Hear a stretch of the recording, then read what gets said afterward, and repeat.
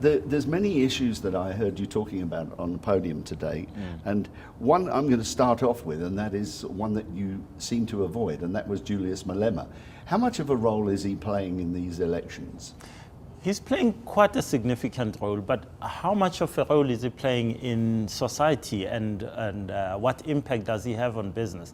I think the only impact he has is an annoyance factor. It's the fact that he talks about, nationalizing the mines, expropriating land without compensation. But how can you implement that? You need a 2/3 majority to change the constitution. You need 75% of the National Assembly and the National Council of Provinces to actually change Section 25 of the Constitution. So it's never going to happen. But we keep on hearing it. So it's nah.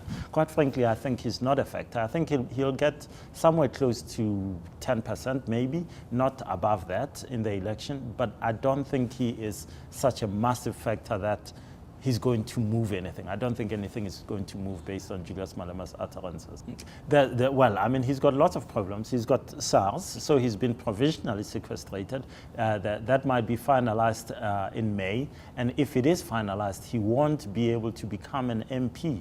That's the one thing. So can he run the EFF, his party, from outside of Parliament, or are those young guys going to get to Parliament, get paid $1 million a go, and then forget about him while they enjoy the drumsticks at Parliament? The very strings that you pull sometimes can strangle you. Will the same SARS not strangle our president? I think President Zuma is in a precarious position right now. SARS may look at that fringe benefits issue as demanded by the DA. But there's another thing. President Zuma has problems internally in the ANC. Trevor Manuel says it's unconscionable that taxpayers should be paying for anyone's swimming pool. Paulo Jordan is saying the same thing. Thabo Mbeki has said the same thing in a roundabout kind of way.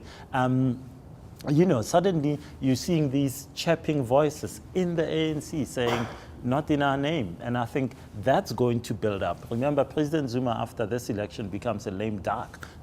People know he's going, so they start looking around for a new leader. And they'll start saying, oh, you're not the one. And if the ANC goes below 60% in support in this election, that's even harder for him, because people are going to say, why did we lose? Oh, it was Nkandla, it was Gupta-gate, and so forth.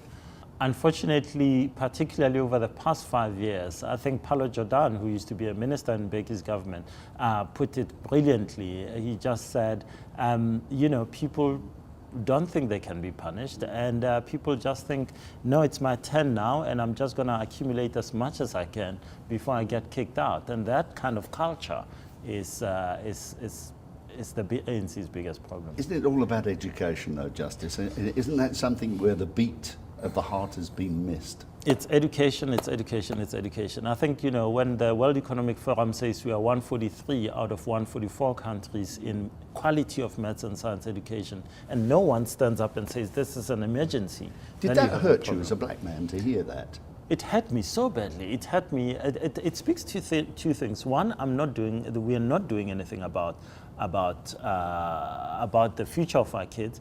But secondly, 20 years is a long time. So if you say it takes 7 to 10 years to turn around an education system, because you have kids coming in at age 7 and so forth, and so it takes you about 10, 12 years to fix that.